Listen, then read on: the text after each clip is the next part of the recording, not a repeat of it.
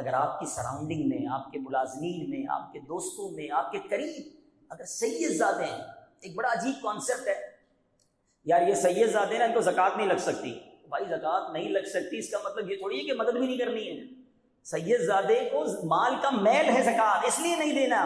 یہ اتنی پاکیزہ ہستی کی رشتہ داری میں ہے کہ ان کو اچھا مال، پاکیزہ مال پیش کریں. ساری دنیا کو زکوٰۃ بانٹیں گے، سید زادے کو کچھ بھی نہیں دیں گے کیونکہ ان کو زکوٰۃ نہیں لگتی، تو بھوکے مار دیں گے کیا سید زادے کو؟ ان کو ایکسٹرا خدمت کریں. سرکار کی آل ہے، ان کی خدمت کرو گے تو نبی پاک کا فیضان نصیب ہوگا. شعر تو سارے جھوم جھوم کر پڑھتے ہیں کہ تیری نسل پاک میں ہے بچہ بچہ نور کا، تو ہے عین نور، تیرا سب گھرانہ نور کا. سچی بات بتاؤ، اپنی روزی کا ہو سکے نا، یا اپنے منافع کا ایک چھوٹا سا حصہ، بلکہ 1% ہی کیوں نہ ہو، تو آل رسول کے لیے الگ کیا کرو کہ یہ بس اس پیسے سے صرف سید زادوں کی خدمت کروں گا، نبی پاک کی آل کو تلاش کر کے جو غریب ہیں ان کی ہیلپ کروں گا. آپ سوچو تو صحیح، آپ کن کی خدمت کر رہے ہو اور کس نسبت سے کر رہے ہو. جب نبی پاک ملاحظہ فرمائیں گے تو آپ کی جھولی کیسے بھریں گے، آپ کے کام کیسے سیدھے ہو جائیں گے. بات ساری اچھی نیت کی ہے. تو بہرحال درود پاک ایک ایسا وظیفہ ہے میٹھے اسلامی بھائیوں، آپ کسی بھی پرابلم میں ہوں گھبرائیں نہیں، درود پاک کو شروع کیجئے اور پڑھتے رہیے. پھر دیکھیں آپ فیل کریں گے آپ کے سامنے سے مشکلیں کیسے حل ہو رہی ہیں، آپ کے پرابلم ٹھیک ہونے لگ جائیں گے، برڈن آپ کا جو ہے وہ ریلیز ہونے لگ جائے گا. اللہ تعالیٰ مجھے اور آپ کو کثرت کے ساتھ درود پاک پڑھنے کی توفیق عطا فرمائے. میٹھے اسلامی بھائیوں، ماشاءاللہ آج کا یہ اجتماع، اس کا ٹاپک اتنا خوبصورت ہے، اس کی جس کو آپ کہیے کہ تمہید اتنی پیاری ہے. استقبال ماہ رمضان، کیا مہینہ ہے رمضان کا، ہیں مسلمان اس کے آنے کے لیے ایکسائٹڈ ہیں، عاشقان رمضان انتظار کر رہے ہیں، گھڑیاں گن رہے ہیں. سبحان اللہ. یہ بڑا اچھا انداز ہے کہ ماہ رمضان کی آمد کے اجتماع منعقد کیے جائیں تاکہ ریمائنڈر کال ہو جائے، ہمیں یہ پتہ چل جائے کہ کیسے گزارنا ہے رمضان، جو مسٹیکس رمضان پہ ہو جاتی ہیں اس سے ہم بچ جائیں. سب سے پہلے اس مہینے کی سگنیفیکنس، اس کی اہمیت کا اندازہ کیجئے کہ اللہ تبارک و تعالیٰ نے اس مہینے کے بارے میں قرآن میں کیسا تذکرہ کیا ہے. ایک ہی مہینہ ہے، یاد رکھیے، 12 مہینوں میں ایک ہی مہینہ ہے جس کا ذکر قرآن میں ہے. اور سبحان اللہ، رب فرماتا ہے شہر رمضان الذی انزل فیہ القرآن ھدی للناس وبینات من الھدی والفرقان فمن شہد منکم الشہر فلیصم ومن كان مريضا او على سفر فعدة من ايام اخر يريد الله بكم اليسر ولا يريد بكم العسر ولتكملوا العدة ولتكبروا الله على ما هداكم ولعلكم تشكرون. اب ذرا ترجمہ سنیے.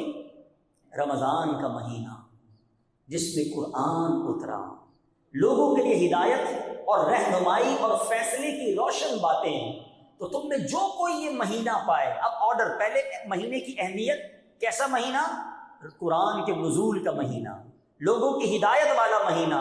پھر آگے فرمایا اب تم میں سے کوئی یہ جو مہینہ پائے ضرور اس کے روزے رکھے، اور جو بیمار ہو یا سفر میں ہو اب فلیکسیبلٹی. پہلے آرڈر روزے رکھنے ہیں، اب فلیکسیبلٹی. کیا خوبصورت انداز ہے قرآن کا. اب بیمار ہو یا سفر میں ہو تو اتنے روزے اور دنوں میں، یعنی بعد میں وہ روزے رکھ لے. اللہ عز و جل تم پر آسانی چاہتا ہے اور تم پر دشواری نہیں چاہتا، اور اس لیے کہ تم گنتی پوری کرو اور اللہ عز و جل کی بڑائی بولو، اس پر کہ اس نے تمہیں ہدایت کی اور کہیں تم حق گزار ہو. میٹھے اسلامی بھائیوں، اس خوبصورت آیت میں جو میسج ہے رمضان کی اہمیت اور پھر اس کے روزوں کا حکم. روزے میرے میٹھے اسلامی بھائیوں وہ عبادت ہے، یہ باطنی. بہت ساری عبادت وہ ہیں جو ہم کرتے ہیں لوگوں کو پتہ چل جاتا ہے، نماز پڑھتے ہیں لوگ دیکھ لیتے ہیں، ٹھیک ہے نا. ہم بہت سارے نیکی کے کام کرتے ہیں لوگوں کو پتہ چل جاتا ہے. روزہ وہ عبادت ہے جب تک بندہ نہ بتائے کسی کو پتہ نہیں چلتا. باطنی عبادت ہے اور اللہ باطنی عبادت کو بہت پسند فرماتا ہے. یقیناً اسلام میں فلیکسیبلٹی ہے. یہ عجیب بات ہے، آج کل جو دو دین سے دور ہے وہ عجیب عجیب باتیں کرتے ہیں کہ جناب اسلام میں بڑی سختی ہے. اگر میرے ساتھ کوئی بیٹھے تو میں اسے پروف کر دوں کہ the most flexible religion on earth، ساری کائنات میں سب سے زیادہ فلیکسیبلٹی والا اگر کوئی مذہب ہے جس میں آسانیاں ہیں، الحمدللہ وہ ہمارا مذہب اسلام ہے. مسافر ہیں تو روزے بعد میں رکھ لیں، بیمار ہیں تو بعد میں رکھ لیں، آپ اگر وضو نہیں کر سکتے تو تیمم کر لیں، کھڑے ہو کے نماز نہیں پڑھ سکتے تو بیٹھ کے پڑھ لیں۔ کتنا سختی ہے، بیٹھ کے نہیں پڑھ سکتے لیٹ کے پڑھ لیں، لیٹ کے بھی نہیں پڑھ سکتے اشاروں سے پڑھ لیں۔ عورتوں کے پاکی کے دن نہیں ہے تو نمازیں معاف کر دی گئی، روزے اس کو بعد میں رکھنے کا حکم دے دیا گیا۔ ہر موقع پر اگر آپ مشکل میں ہیں، اسلام نے آپ کے لیے فلیکسیبلٹی دی ہے۔ پیسے ہیں، سال گزرا ہے تو زکوٰۃ ہے، پیسے ہیں، استطاعت ہے تو حج فرض ہے، مال نہیں ہے کوئی حج فرض نہیں ہے، مال نہیں ہے کوئی زکوٰۃ فرض نہیں ہے۔ اسلام کا کون سا حکم ہے جو ہمیں جبری طور پہ کرنے کا حکم دیتا ہے؟ ہمارا مذہب وضو کے لیے جناب زخم لگ گیا، پٹی باندھی ہے، کوئی ضروری نہیں ہے پٹی اتارنے کی، اس کے اوپر تیمم کر لیں۔ سب چیزوں کا علاج اور حل موجود ہے۔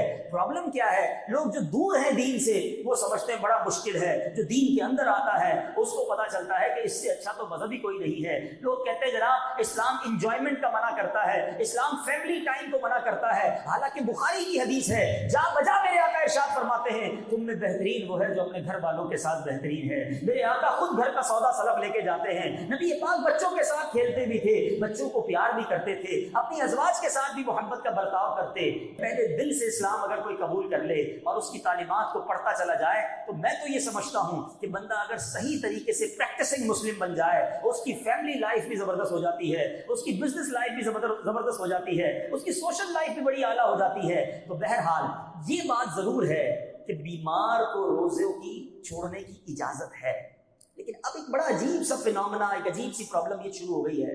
سر میں درد ہے اس لیے روزہ نہیں رکھا، زکام بڑا ہو رہا تھا اس لیے روزہ نہیں رکھا ہے، یار آج بڑی گرمی تھی آفس میں بڑا کام تھا اس لیے روزہ نہیں رکھا۔ نہیں میرے میٹھے اسلامی بھائی، یہ مذاق ہے۔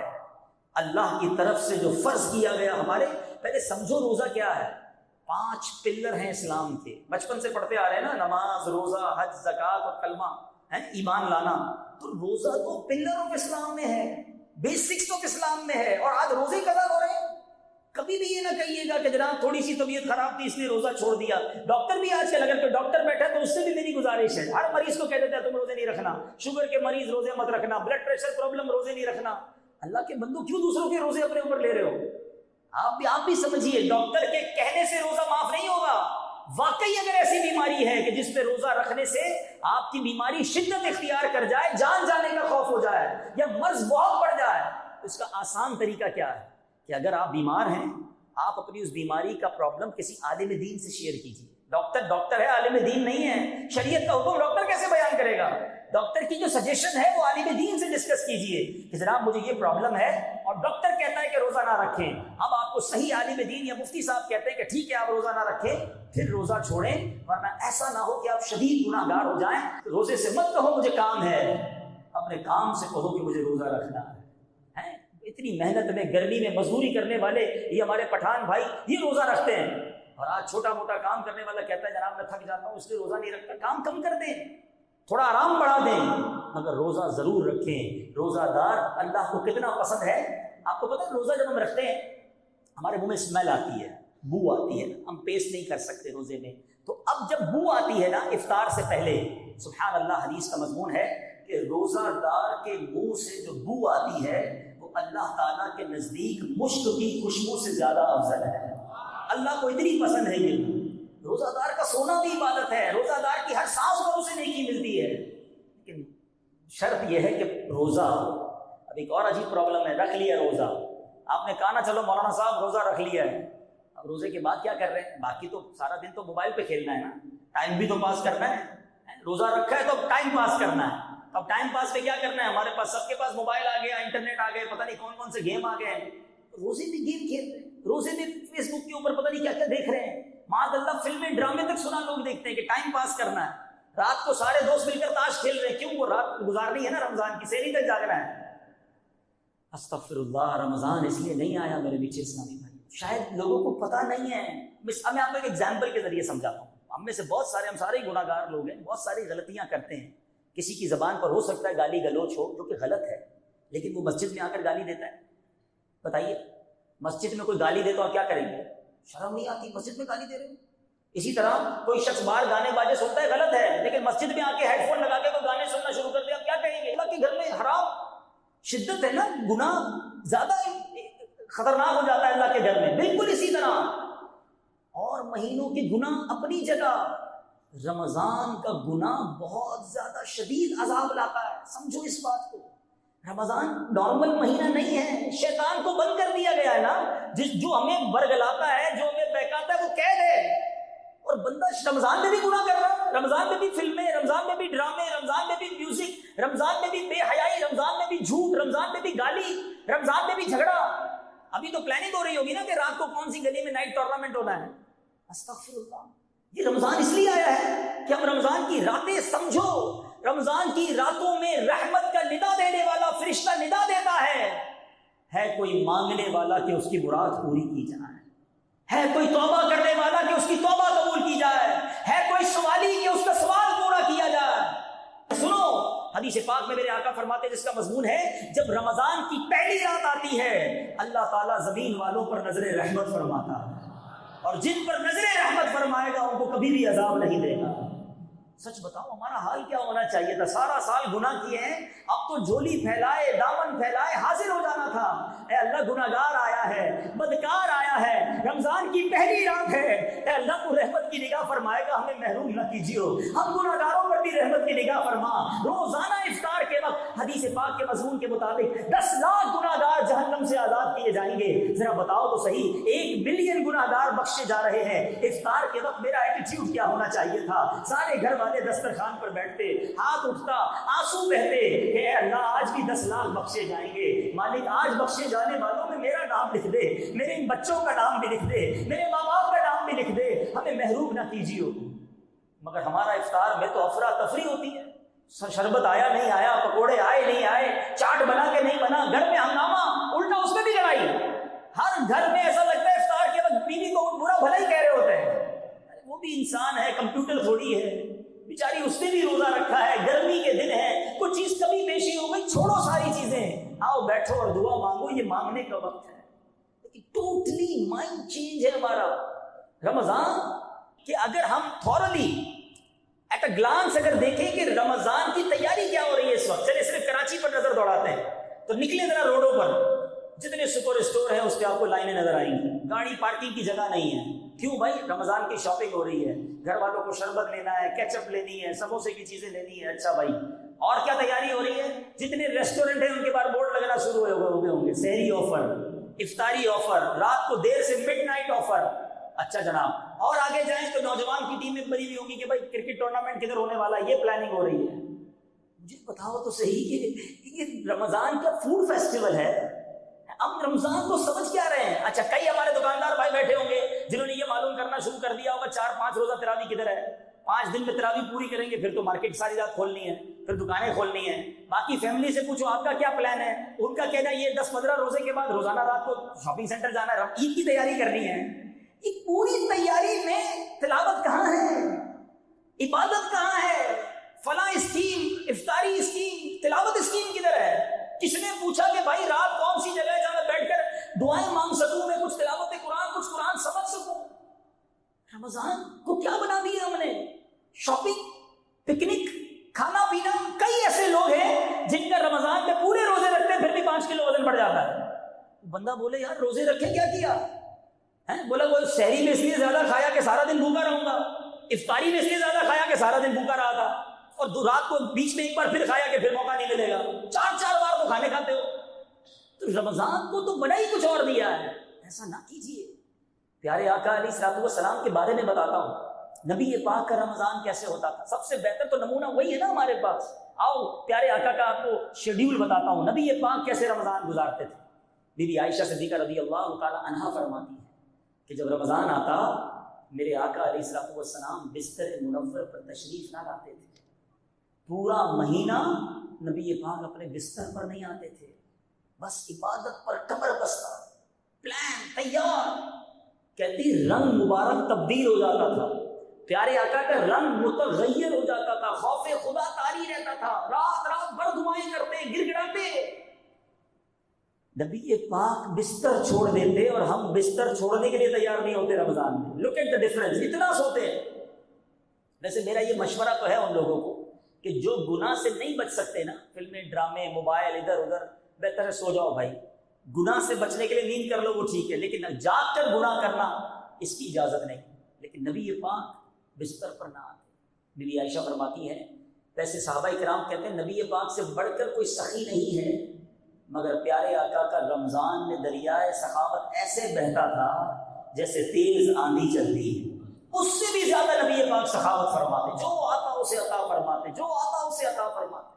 رمضان میں نبی پاک کا دوسرا کام، پہلا کام کم آرام کرنا، دوسرا کام سخاوت کرنا، تیسرا کام نبی پاک قرآن کا بہت زیادہ دور فرماتے ہیں، تلاوت کرتے. جبریل امین نبی پاک علیہ السلام کے پاس حاضر ہوتے اور آقا علیہ السلام اور جبریل امین آپس میں قرآن کا دور فرماتے. اب بتائیے ہمیں یہ کرنا ہے نا، قرآن پڑھنا ہے. ہمیں رمضان میں خوب نزول قرآن کا مہینہ ہے نا، قرآن پڑھنا ہے. ہم نے اس مہینے میں سخاوت کرنی ہے، خیرات دینی ہے، زکوٰۃ اگر نہیں ادا کی تو زکوٰۃ ادا کریں، مگر اس مہینے میں گناہ نہ کریں. پلیز اس کو اتنا آسان نہ لینا. صرف 2 باتیں یاد دلاتا ہوں، سنی آپ سب نے ہوں گی. ایک بار میرے آقا علیہ السلام نے منبر پر قدم مبارک رکھا، پیر مبارک رکھا اور کہا آمین. صحابہ کرام نے عرض کی کہ حضور یہ آمین کیوں فرمایا؟ ایک تو صحابہ کرام کا یہ بڑا کمال تھا، جو بھی ان یوزول چیز دیکھتے تھے، نبی پاک کی کوئی بھی غیر معمولی کام دیکھتے کوسچن کر لیتے، سوال کر لیتے، جواب بھی مل جاتا، ہمارا بھی بھلا ہو جاتا. ہم تو اس دور میں نہیں تھے، ہمیں آج پتہ چل گیا. پیارے آقا نے فرمایا آمین. صحابہ نے کہا حضور کیوں آمین فرمایا؟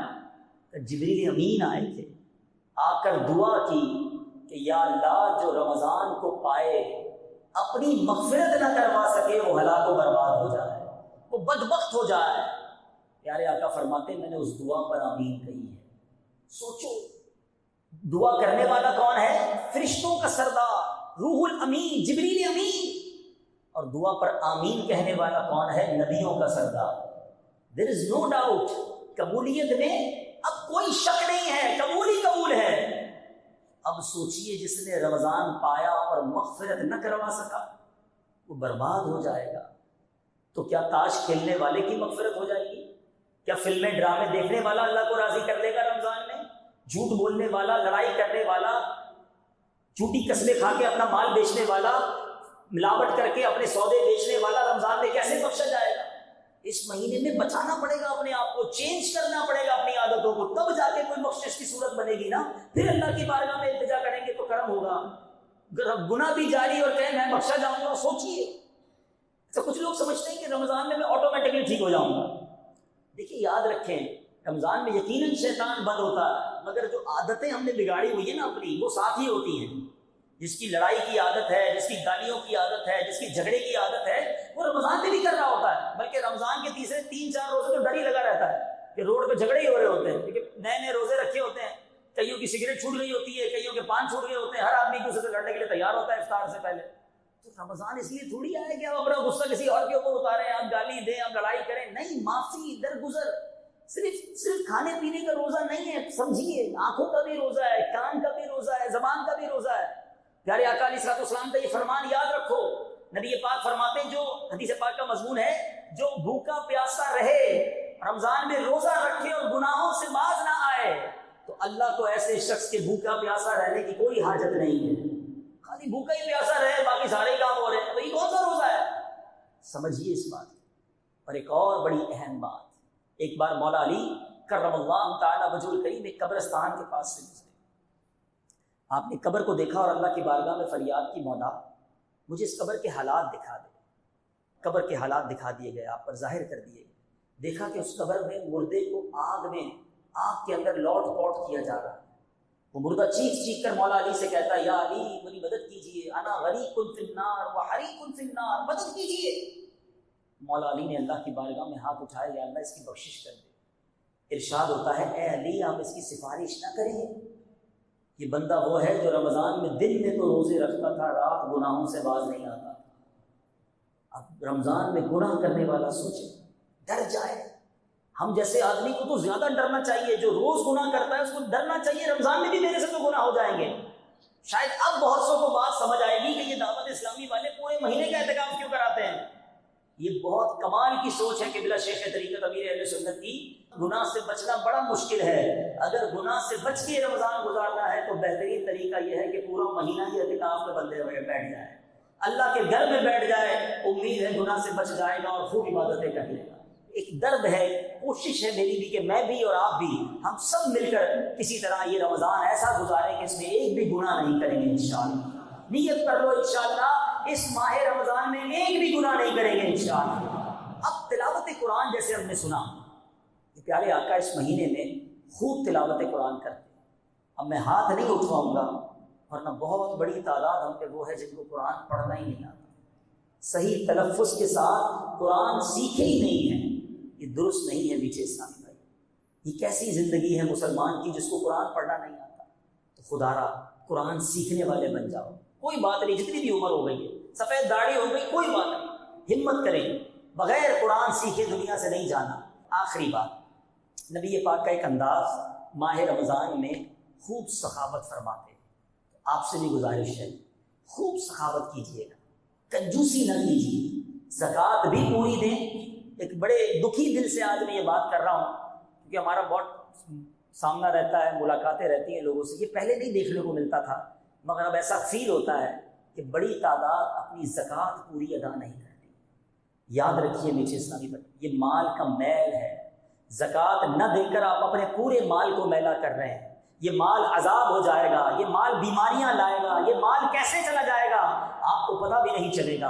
آپ اگر چاہتے ہیں آپ کا مال سیکیور رہے، آپ کا مال بڑھتا رہے، آپ کے مال کی حفاظت ہو، حدیث پاک میں میرے آقا فرماتے ہیں زکوٰۃ دے کر، حدیث کا مضمون ہے زکوٰۃ دے کر اپنے مال کو مضبوط قلعوں میں قید کر لو، یعنی اپنے مال کو سیکیور کر لو، تو پوری حساب لگا کر پورے 2.5% آپ کو زکوٰۃ دینی ہے، کچھ زیادہ دے دیں، کم نہیں ہونی چاہیے۔ اور یہ فیلنگ مت لایا کرو اتنے سارے زکوٰۃ کے بن گئے، اتنے سارے پیسے نکل جائیں گے، 10 لاکھ روپے جس کی زکوٰۃ بنتی ہے اس کو ٹینشن شروع ہو جاتی ہے۔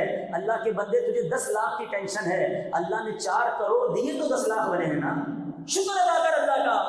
جس کی جتنی زیادہ زکوٰۃ بن رہی ہے اس کی ٹینشن اتنی بڑھ رہی ہے، اس کا تو شکر بڑھنا چاہیے تھا۔ اللہ تو نے مجھے دینے والا بنایا، مانگنے والا نہیں بنایا ہے۔ ذرا سوچو نا، آپ زکوٰۃ جس کو دے رہے ہیں آپ بھی اس کی جگہ ہو سکتے تھے، میں بھی ہو سکتا تھا۔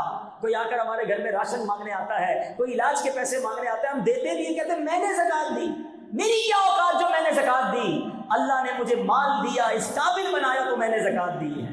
یہ فقط رب کا احسان ہے۔ وہ عقل ہوشیاری سے، آپ کی ایفرٹ سے پیسے نہیں ملتے، اگر واقعی محنت سے پیسے ملتے ہوتے تو سارے مزدور کروڑپتی ہو چکے ہوتے ہیں۔ اگر ہوشیاری سے پیسے ملتے ہوتے، جتنے اسکول ٹیچر پروفیسر ہیں، کتنے جینیس ہوتے ہیں، وہ سارے اربوں ہوتے۔ وہ بیچارہ ٹیچر ہی رہتا ہے، اس کا شاگرد کروڑپتی بن جاتا ہے۔ اللہ جسے چاہتا ہے عطا فرماتا ہے، جس کو دیا ہے وہ شکر گزار بن جائے، زکوٰۃ کو بوجھ نہ سمجھے۔ قارون کا سارا خزانہ جو غرق ہوا تھا اس کی وجہ یہی تھی کہ اس کے پاس اربوں خربوں بلکہ اس سے بھی زیادہ تھے، مگر جب اس کو حضرت موسیٰ نے زکوٰۃ کا حکم دیا، اس نے زکوٰۃ کا حساب بنایا، اس کی زکوٰۃ بھی کروڑوں اربوں میں بن رہی تھی، اس کا دل بیٹھ گیا اتنے سارے پیسے کیسے دوں، اللہ نے اسے بھی غرق کر دیا، اس کے مال کو بھی غرق کر دیا۔ زکوٰۃ کو بوجھ نہ سمجھنا۔ اگر کوئی میرا ایسا بھائی بیٹھا ہے جو پوری زکوٰۃ نہیں دیتے، پچھلی زکوٰۃ کا بھی حساب کرنا ہوگا، آپ اللہ کی قسم زکوٰۃ نکال کر دیکھیں، اگلے سال آپ میرے سامنے آ جائیے گا، اللہ نے آپ کی زکوٰۃ میں اور اضافہ کر دیا ہوگا، مال بڑھ گیا ہوگا نا، زکوٰۃ بھی بڑھ جاتی ہے۔ زکوٰۃ دینے میں بخل نہ کریں۔ اب یہ مائنڈ سیٹ بنتا ہے کہ یار اتنے سارے پیسے تو ابھی تو نکل جائیں گے نا اکاؤنٹ سے۔ اس کو میں ایک مثال سے سمجھاتا ہوں۔ کسی شخص کا کھیت ہو اور ایک بندہ 4 بوری بیج لے کر جائے، سیڈس، اور اس پورے کھیت میں 4 بوری ڈال کر واپس آ جائے، تو کوئی بے وقوفی ہوگا جو کہے گا یار 4 بوری تو چلی گئی تیری، ضائع ہو گئی۔ عقل مند آدمی کیا کہے گا، یہ 4 بوری ڈال کر آیا ہے، تھوڑے دنوں میں کئی ٹرک بھر کر واپس آئے گا۔ بیج ڈالے ہیں نا، فصل اگے گی نا۔ زکوٰۃ کا معاملہ ایسا ہی ہے، تھوڑے دنوں کے لیے جا رہے ہیں، یہ جس کے جتنے بن رہے جانے دو، یہ جا نہیں رہے، یہ لانے کے لیے جا رہے ہیں، یہ ملٹی پلائی ہو کر آنے ہیں۔ اور یہ بات میں نہیں کہہ رہا، میرے آقا علیہ الصلوۃ والسلام کا ہر حکم حق ہے، مگر اس حدیث میں نبی پاک میں علماء بیٹھے ہیں، پوچھو ان سے، آقا نے قسم اٹھائی، میں قسم کھا کر کہتا ہوں صدقہ دینے سے مال کم نہیں ہوتا، اور یہ حق ہے، آپ بانٹو اللہ اور دے گا، دل بڑا کر لو، ٹھیک ہے۔ اب بات کرتے ہیں دینا کس کو ہے۔ آپ کی زکوٰۃ، آپ کے صدقات، آپ کی خیرات کا سب سے پہلا حق وہ آپ کے اپنے غریب رشتہ داروں کا ہے۔ تلاش کیجیے، چیک کیجیے، شرمندہ ہو کر وہ کہتا نہیں ہے آپ کو، آپ کا رشتہ دار بعض اوقات اپنا کزن ہی بیچارہ قسمہ پرسی کی حالت میں ہوتا ہے۔ ہاں یہ ضرور ہے، اگر وہ زکوٰۃ کا مستحق نہیں اور پھر بھی غریب ہے تو آپ اس کو نفلی صدقے سے مدد کریں، مگر سب سے پہلے اپنے غریب رشتہ داروں کا خیال رکھیں، کیونکہ حدیث پاک کا مضمون ہے اللہ تعالیٰ بروز قیامت ان لوگوں پر نگاہ رحمت نہیں فرمائے گا جو غیروں کو بانٹتے رہے ان کے اپنے پریشان۔ ہم دوسروں کو بانٹ رہے ہوتے ہیں، اپنے پریشان ہوتے ہیں، اپنوں کو پہلے دیں، ٹھیک ہے؟ اس کے بعد اپنے غریب پڑوسیوں کو دیکھ لیں، غریب ملازمین کو دیکھیں، ان کی مدد کریں۔ اور اس کے بعد میرے بیچ اسلامی بھائیوں ایک عرضی کرنا چاہتا ہوں، عاشقان رسول کی مدنی تحریک جو دنیا بھر میں سنتوں کی خدمت کر رہی ہے، تو میں آپ سے یہ گزارش کروں گا، اتنا بڑا جو دین کا کام تحریک کر رہی ہو، ہمیں اس کا بھرپور ساتھ دینا چاہیے۔ میں ایک نیت آپ سب سے چاہتا ہوں، اپنی بات پھر دہراتا ہوں، پہلا حق اپنے رشتہ داروں کو، اپنے غریب ملازمین کو، اپنے غریب پڑوسیوں کو دیجیے گا، اس کے بعد دعوت اسلامی کا خیال رکھیں۔ ایک نیت اگر آج جتنے اسلامی بھائی موجود ہیں کر لیں کہ انشاءاللہ اس بار اپنی زکوٰۃ میں کم از کم 50% ہم دعوت اسلامی کو دیں گے انشاءاللہ۔ اللہ تعالیٰ آپ کو اس کا خوب اجر عطا فرمائے گا، اور یہ پیغام مزید دین کا آگے بڑھتا چلا جائے گا۔ اللہ کی رحمت سے یہ کام اور آگے بڑھے گا تو امت کی اصلاح ہوتی چلی جائے گی۔ اللہ کریم سے دعا کرتے ہیں رب کریم ہم سب کو ماہ رمضان صحت اور عافیت کے ساتھ نصیب فرمائے، اس مہینے کی برکتیں عطا فرمائے۔ اللہ کریم ہم سب کو اس مہینے میں خوب تلاوت قرآن کرنا نصیب فرمائے، اور اپنی راہ میں دل کھول کر خرچ کرنا نصیب فرمائے۔ ایک بات پھر یاد دلا دیتا ہوں، رمضان میں کوئی گناہ نہیں کریں گے۔ ہاں، جب بھی موبائل اٹھانا نا تو سوچ لینا خریدا بھی میں نے ہے، پیسے بھی میرے ہی لگے ہوئے ہیں، انٹرنیٹ کے پیسے بھی میں ہی دے رہا ہوں، اور یہی میرا موبائل مجھے جہنم میں تو نہیں لے جا رہا۔ نہیں چاہیے ایسا موبائل، نہیں چاہیے ایسی کوئی ڈیوائس جو میری ساری روحانیت کا بیڑا غرق کر دے۔ رمضان میں کوئی گناہ نہیں کریں گے۔ اللہ تعالیٰ عمل کرنے کی توفیق عطا فرمائے۔ الحمدللہ رب العالمین والصلاة والسلام علی سید المرسلین یا ارحم الراحمین یا ارحم الراحمین یا ارحم الراحمین یا ربنا یا ربنا یا ربنا یا ربنا یا ربنا یا اللہ یا رحمان یا رحیم یا اللہ یا رحمان یا رحیم یا اللہ یا رحمان یا رحیم۔ اللهم ربنا آتنا في الدنيا حسنة وفي الآخرة حسنة وقنا عذاب النار وقنا عذاب القبر وقنا عذاب الحشر وقنا حساب الميزان۔ اللهم أجرنا من النار اللهم أجرنا من النار اللهم أجرنا من الشيطان يا مقلب القلوب ثبت قلبي على دينك يا مصرف القلوب صرف قلبي على طاعتك اللهم بلغنا رمضان بالصحة والعافية۔ اے رب کریم، اے گناہ گاروں کو بخشنے والے، تیرے دربار میں تیرے گناہ گار سیاہ کار بندے ہاتھ اٹھائے سر جھکائے حاضر ہیں۔ اے اللہ مانتے ہیں بڑے گناہ کیے ہیں، بڑی خطائیں کی ہیں، بڑی امید لیے آئے ہیں کہ برکتوں والا رحمتوں والا مہینہ آئے گا، گناہ گاروں کی بخششیں ہوں گی اور ہمارا بھی کام بن جائے گا۔ اے اللہ پہلی التجا تو یہ ہے کہ ہمیں صحت کے ساتھ عافیت کے ساتھ ماہ رمضان سے ملا دے۔ اے اللہ ہمیں پورے روزے رکھنا نصیب فرما، رمضان کی ساری تراویح پڑھنا نصیب فرما۔ اے اللہ ماہ رمضان کی پہلی رات جو تو اپنے بندوں پر نگاہ رحمت فرمائے، اس خاص نعمت کو حاصل کرنے والوں میں ہمارا نام بھی لکھ دے۔ اے اللہ ہماری حتمی مغفرت فرما دے، ہمارے ماں باپ کی مغفرت فرما، ہمارے بھائی بہنوں کو بخش دے، ہمارے گھر والوں کی مغفرت فرما دے۔ اے کریم ہمارے سارے خاندان کی مغفرت فرما، آقا علیہ الصلوۃ والسلام کی ساری امت کی بخشش فرما دے۔ اے کریم رمضان سے پہلے پہلے ہماری ساری بری عادتوں سے ہماری جان چھڑا دے، ہمیں صحیح معنوں میں اپنا پسندیدہ بندہ بنا لے۔ یہ بری عادتیں، یہ غلط ہماری جو عادتیں ہیں، کہیں رمضان میں بھی ہم سے گناہ نہ کروا بیٹھے۔ اے کریم کرم کر ہمیں یہ رمضان فقط نیکیوں میں گزارنا نصیب فرما، گناہوں سے بچ کر ماہ رمضان گزارنا نصیب فرما۔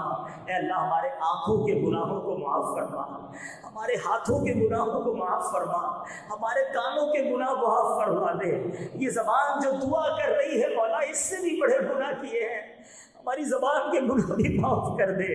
اے کریم ہم پورے کے پورے گناہوں میں گرفتار ہیں، مگر تو چاہے تو سارے گناہ معاف ہو سکتے ہیں۔ اگر تو نے ہم سب کو معاف کر دیا، اگر تو نے ہم سب پر رحمت فرما دی، تیری قسم تیری رحمت میں کمی نہیں ہوگی. اگر ہمیں جنت میں تو نے داخل کیا, تیری جنت میں جگہ کم نہ پڑے گی. میرے مولا تیرا کچھ نہ جائے گا, ہمارا بیڑا پار ہو جائے گا. اے اللہ بس آج ہماری جھولیوں میں مغفرت کی خیرات ڈال دے. بس آج ہم سب سے صدا کے لیے راضی ہو جا. اے اللہ اب جو باقی زندگی ہے وہ قرآن والی زندگی ہو جائے, نماز والی زندگی ہو جائے, درود والی زندگی ہو جائے, عبادت والی زندگی ہو جائے. اے اللہ بس ہمیں اب باقی زندگی عبادت میں گزارنا نصیب فرما. آقا کی سنتوں پر عمل کر کے زندگی گزارنے کی توفیق عطا فرما. اے رب کریم, اے رب کریم ہمارے بچوں کو بھی نیک کر دے, ہمارے بچوں کو ہماری مغفرت کا ذریعہ بنا دے. اے کریم, اے کریم بہت دور دور سے تیرے بندے آئے ہیں اور بڑی امیدیں لیے آئے ہیں کہ مبارک اجتماع ہوگا, پھر دعا مانگیں گے. کوئی بیمار ادھر آیا ہے, کوئی بیمار کو گھر چھوڑ آیا ہے. اے شفا دینے والے, ڈاکٹر منع کرتے تو کیا ہوا, ڈاکٹروں نے ڈرا دیا ہے پھر بھی کوئی غم نہیں. مولا تو بغیر دوائی کے شفا دینے پر قادر ہے. کرم کر ہمارے سارے مریضوں کو شفا عطا کر دے. اے اللہ ہمارا یہ یقین ہے کہ تو ہر چاہے پر قادر ہے. انک علی کل شیء قدیر. میرے مولا ہمیں اپنی قدرت کا نظارہ دکھا, ہم گھر جائیں تو ہمارے مریض اچھے ہو چکے ہوں. ہمارے مریضوں کو شفا عطا کر دے, انہیں ان کے پیروں پر کھڑا کر دے. اے اللہ یہ طرح طرح کی بیماریوں, طرح طرح کے انجیکشن, طرح طرح کی ڈرپوں سے ہماری جان چھڑا دے. ڈائلسس کے مریضوں کے گردے اچھے کر دے, شوگر کے مریضوں کی شوگر ٹھیک کر دے. ایسی صحت دے دے مولا کہ بڑی ہمت کے ساتھ عبادت کر سکیں اور رمضان کے پورے روزے رکھ سکیں. اے رب کریم ہمارے گھر والوں میں بھی جو بیمار ہیں, ہم میں جو بیمار ہیں, اے شفا دینے والے ہمیں شفا عطا کر دے. اے کریم جو بے اولاد ہے انہیں نیک اور صالح اولاد عطا کر دے. اولاد والوں کی اولاد کو والدین کی آنکھوں کا نور بنا دے. اے اللہ روٹھوں کو بنا دے, بچھڑوں کو ملا دے. اے کریم, اے کریم جو جس مشکل میں پریشان ہے, کوئی قرضے میں ڈوبا ہوگا, کسی کے اپنے پیسے کہیں پھنس گئے ہوں گے. اے اللہ کوئی بے روزگار ہے, کسی کا روزگار تو ہے مگر پیسے پورے نہیں ہوتے, مہنگائی نے کمر توڑ دی ہے. اے کریم کرم کر, اے اللہ کرم کر, ہم سب کی مشکلیں آسان کر دے. ہمارے دکھوں کو سکھ میں بدل دے, ہماری پریشانیوں کو خوشیوں میں بدل دے.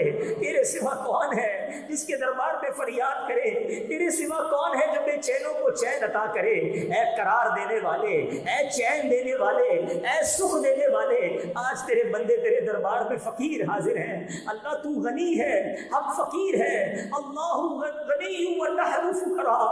اے اللہ اپنے ان فقیروں کی جھولیوں کو بھر دے, آج سب کی مرادوں کو پورا کر دے. رمضان سے پہلے پہلے ہمارے دکھ دور کر دے, رمضان سے پہلے پہلے ہمارے دکھ دور کر دے. ہمیں رمضان خوشیوں کے ساتھ عطا فرما. جن کے گھروں میں لڑائی جھگڑے ہیں, جن بھائی بہنوں, بیوی بچوں, رشتہ داروں میں دوریاں ہیں, اے اللہ رمضان سے پہلے سب کو جوڑ دے. خوشیوں کے ساتھ, اپنوں کے ساتھ ہمیں رمضان نصیب فرما. اے اللہ کئی خوش نصیب رمضان میں حرمین جاتے ہیں, کئی حج کی تیاریوں میں مصروف ہیں. اے اللہ ہم پر بھی کرم کر, ہمیں بھی جلدی جلدی حرمین طیبین کی حاضری نصیب فرما.